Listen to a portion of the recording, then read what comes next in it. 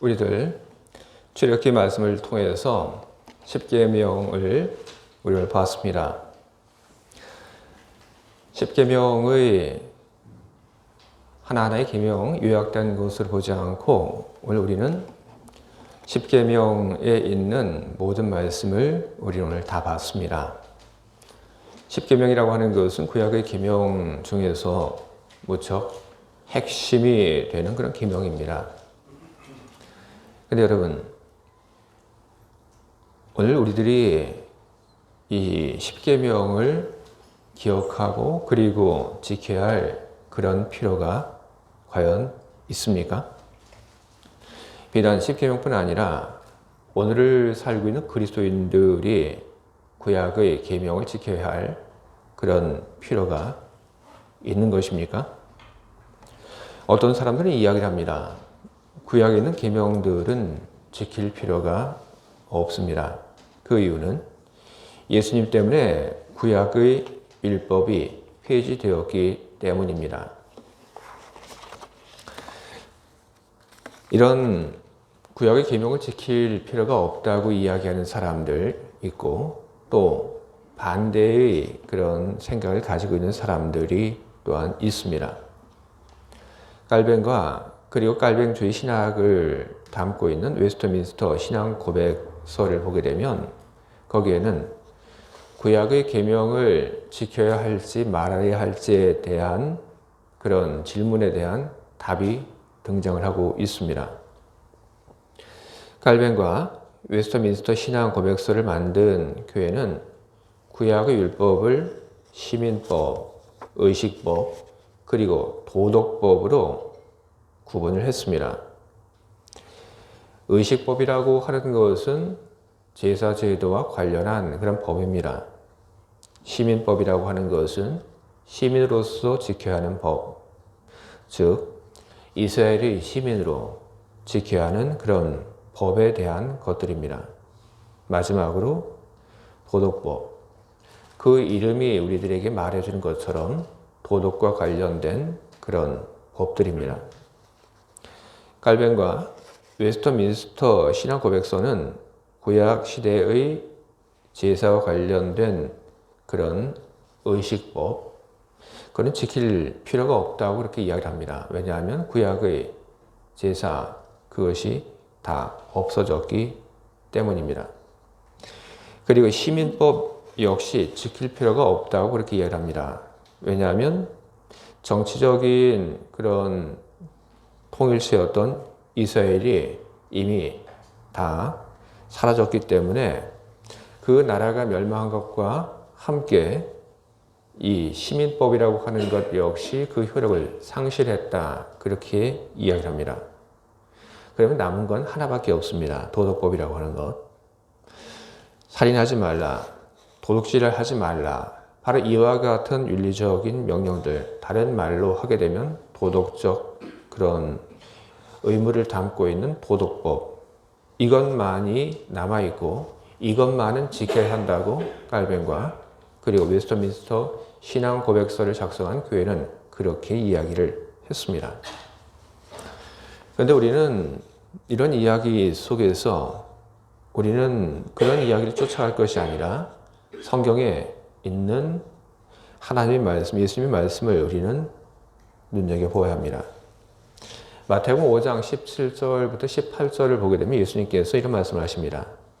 내가 율법이나 선자를 폐하러 온 줄로 생각하지 말라. 폐하러 온 것이 아니요 완전하게 하려 함이라. 진실로 너에게 이르노니 선지가 없어지기 전에는 율법의 1.1획도 결코 없어지지 아니하고 다 이루리라. 여러분, 예수님께서는 어떤 분이십니까? 그분은 앞으로의 일들을 다 내다보고 그리고 알고 계신 그런 분이십니다. 당신의 그 죽음을 통해서 속죄가 이루어지고 그리고 그 속죄가 이루어지게 되면 더 이상 짐승을 잡아다가 하나님 앞에 드리는 그런 제사가 필요 없게 될 것이라고 하는 것을 다 알고 계신 분이 바로 주님이십니다. 그 주님이 율법에 대해서 말씀을 하신 것입니다. 내가 율법을 폐하러 왔다고 생각하지 말아라. 그 율법은 다 없어지지 않을 것이다. 예수님께서는 분명히 이야기를 하고 있습니다. 구약에 있는 그 율법들을 반드시 꼭 지켜야 한다. 그렇게 이야기를 하고 있습니다. 구약과 그리고 우리가 사는 이 시대 속에는 시대적인 그리고 공간적인 그런 차이들이 있습니다.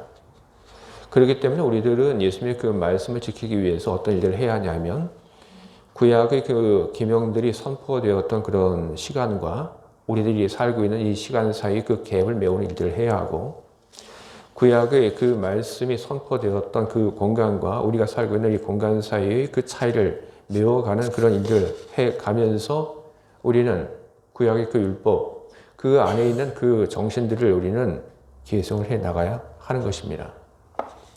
이것이 어떤 것이냐면 예를 들어 보겠습니다. 우리 구약 성경을 보게 되면 종에 대한 그런 율법이 명시가 되어 있습니다. 신명기 21장 1절부터 11절까지 보게 되면 종에 대한 그런 자세한 계명들이 기록되어 있습니다. 그런데 오늘 우리가 살고 있는 이 시대는 어떤 시대냐면 노예 제도라고 하는 것이 없는 그런 시대입니다. 구약 성경에서 언급되었던 그런 노예 제도가 폐지되었기 때문에 이 종에 대한 율법은 오늘 우리들이 무시해도 되는 것인가? 여러분 그렇지 않습니다. 노예 제도가 폐지가 되어서 주인과 종이라고 하는 그런 관계가 우리 사이에서는 더 이상 일반적인 것이 아니게 되었지만 우리들이 살고 있는 이 시대 속에서 우리는 고용인과 그리고 피고용인이라고 하는 관계를 우리는 보게 됩니다. 노예 제도에 대한 구약 성경의 그 가르침은 오늘 고용인과 피고용인 사이에서 가져야 할 그런 의무들, 책임들, 그것을 우리에게 전하고 있는 것입니다. 노예 제도에 대한 그 율법에 대한 가르침, 그것은 누군가를 고용하고 있는 사람들에 대해서 이야기를 합니다.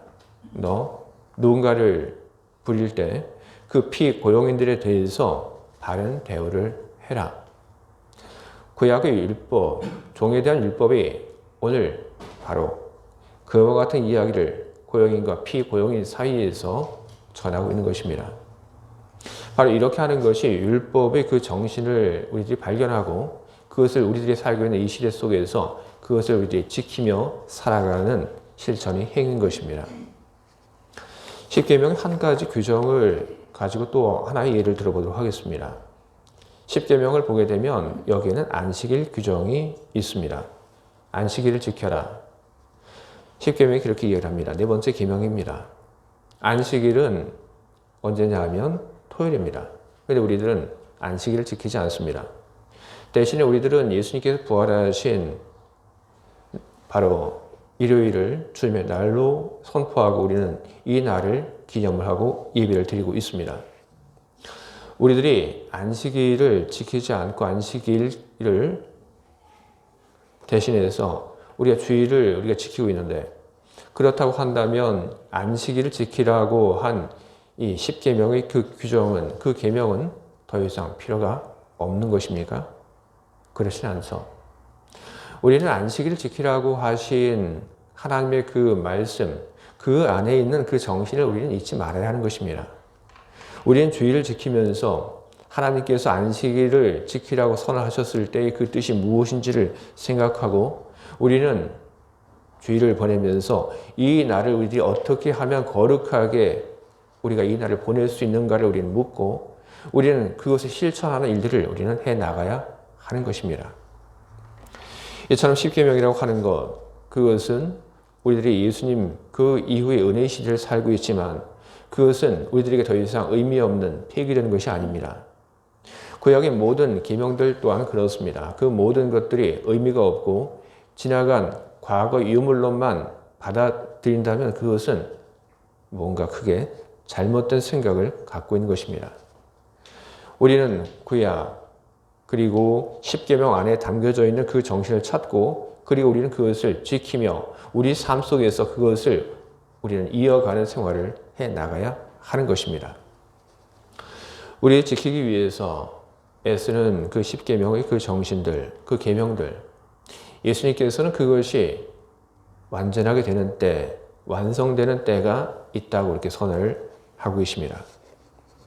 계명이 완성이 되는 때, 그것이 완전하게 되는 때를 예수님께서는 언급을 하셨는데 그때는 언제이냐면 계명이 완성되는 때라고 하는 것은 무엇인가를 법으로 만들지 않아도 사람들이 올바르게 살아가는 때, 바로 그때가 계명이 이루고자 하는 그 모든 것이 완성이 되는 때이고 그리고 온전하게 되는 때인 것입니다.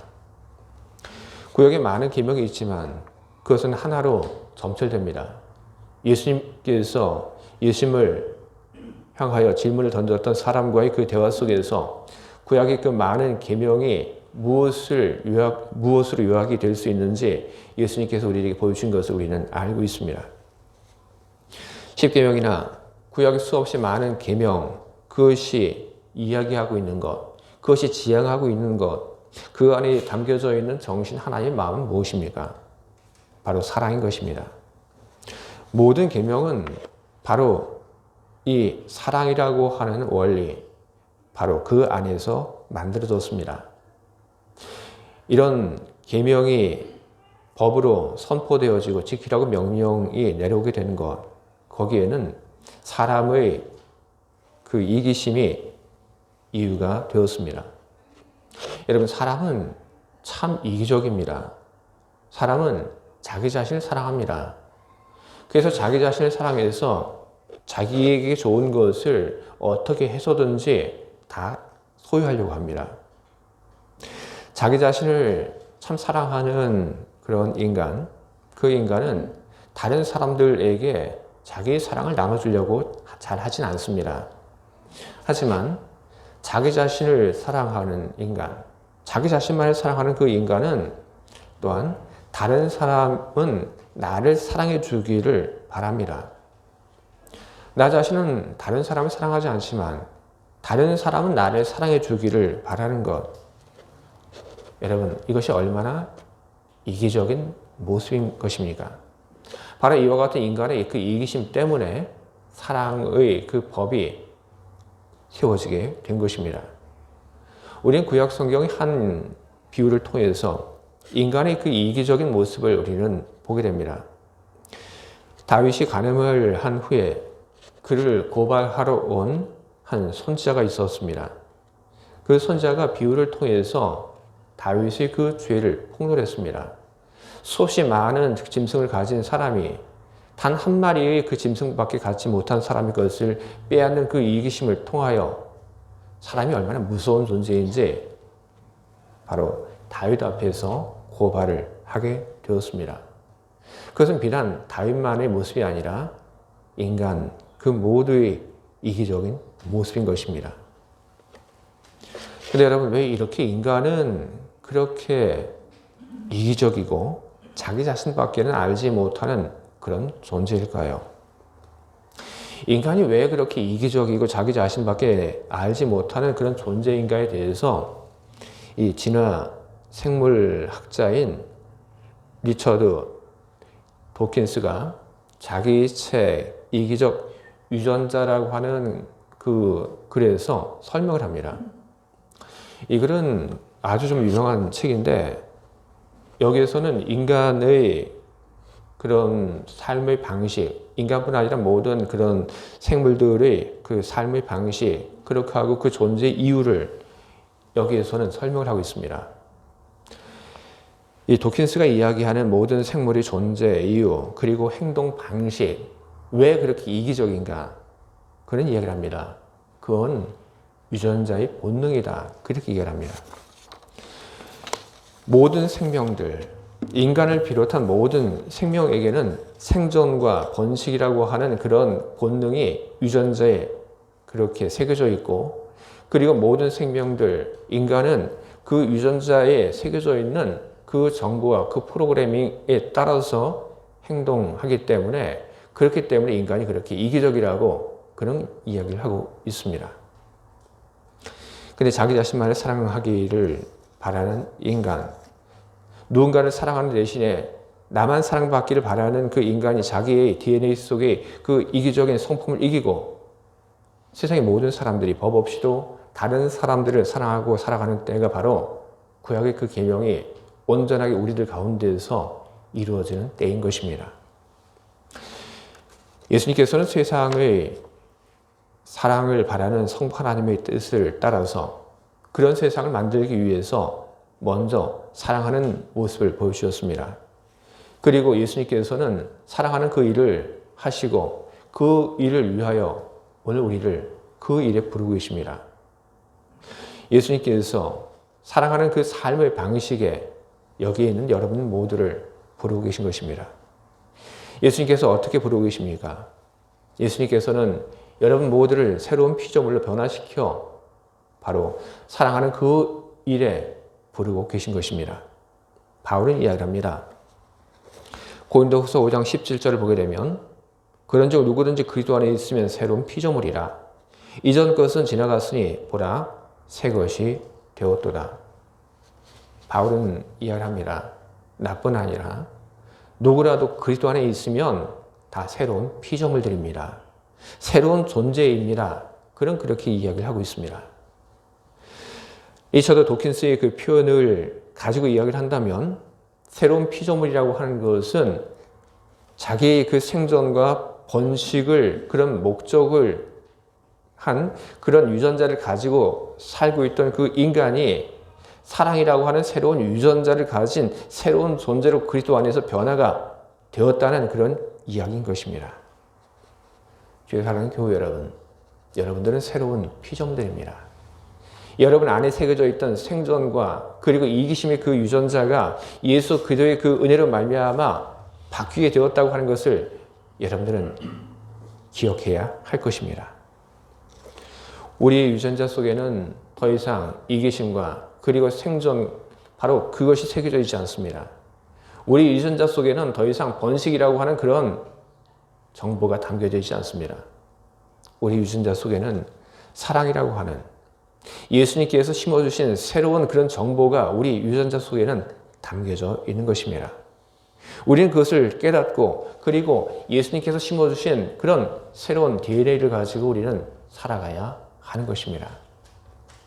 그것은 우리의 노력이 필요합니다. 왜냐하면 우리가 너무나도 오랫동안 생존과 번식이라고 하는 그런 유전자를 가지고 살아왔던 그런 삶의 습관을 우리들이 가지고 있기 때문에 그런 것입니다. 우리는 그 습관에서 벗어나서 예수님께서 우리에게 주신 새로운 사랑이라고 하는 그 DNA를 가지고 우리는 사랑을 실천하는 그런 존재로 우리는 살아가야 하는 것입니다.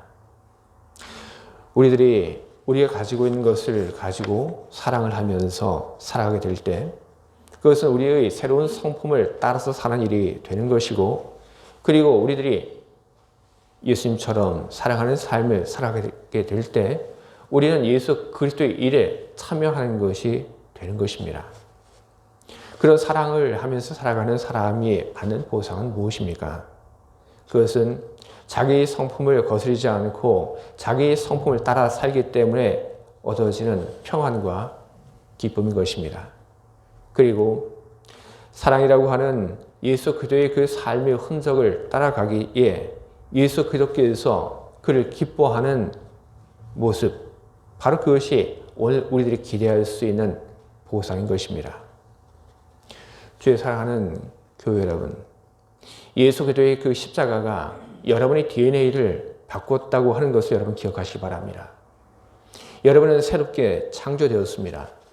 여러분은 더 이상 자기 자신만 아는 그런 이기적인 유전자를 갖고 있지 않습니다. 여러분은 다른 사람을 사랑할 줄 아는 새로운 유전자를 가진 새로운 존재로 그리스도 안에서 새롭게 태어났다고 하는 것을 여러분 기억하시기 바랍니다. 새로운 유전자를 가지신 여러분, 사랑하며 사시기 바랍니다. 그리고 사랑을 한 여러분 옆에 있는 사람들을 통해서 여러분들이 사랑받길 바랍니다. 하나님을 사랑하는 여러분들이 또한 하나님의 사랑을 받기를 바랍니다. 여러분들이 많이 사랑하고 그리고 여러분들이 많은 사랑을 받으며 살아가길 바랍니다. 그리고 이 자리에 있는 여러분뿐 아니라 이 땅을 살아가는 모든 사람들이 많이 사랑하고 그리고 많이들 사랑받으며 살아가는 그런 날이 곧 오기를 간절히 소망합니다. 아멘. 함께 기도하겠습니다.